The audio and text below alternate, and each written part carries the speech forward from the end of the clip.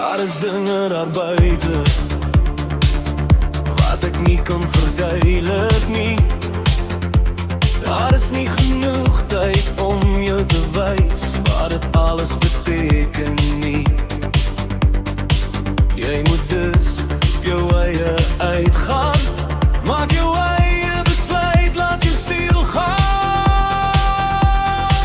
Al wat saak maak, is waar jy jou kop neerlê. Al wat vir my saak maak, is dat jy altyd veilig is. Al wat saak maak, is waar jy jou kop neerlê.